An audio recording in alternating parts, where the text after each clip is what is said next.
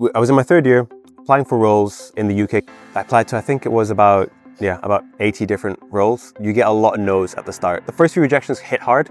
At some point, I think after rejection 20 or rejection 30, you just think when you click submit, the worst thing that can happen is they tell you no. So I applied to a bunch of different jobs, got one that said yes. So that was Royal Mail. I applied for the graduate scheme, and it was a rotational scheme around Royal Mail where every 6 months I would move around to a different team, totally different business unit, and learn about marketing, product development, sales, and international logistics. My last role there was as a solutions manager, where I would develop bespoke solutions for high net worth clients like Nike, Adidas.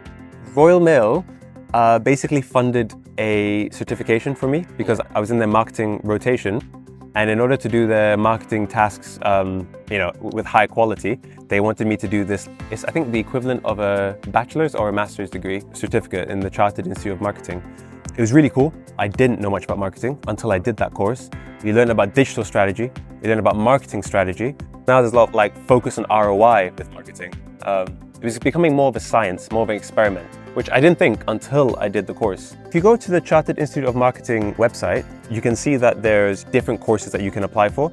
So I've been at Royal Mail for about 4-ish years. My LinkedIn was up to date, but I basically had it open to recruiters. They can see me, they can talk to me. I was getting LinkedIn messages about opportunities and roles, and I had 2 messages come in from Amazon. I joined them around the COVID time, and as you can imagine, COVID means everything was shut. You can't go shopping outside. A lot more people were ordering things online. So what we saw in a lot of e-commerce spaces was that business was booming a lot more than they could handle. I think a lot of it is also, right place, right time. You see an opportunity, you say yes to it. Within Amazon, it's a lot of versatile skill sets. So we have a lot of program managers. So I'm a program manager. I basically design and deploy cross-border supply chain.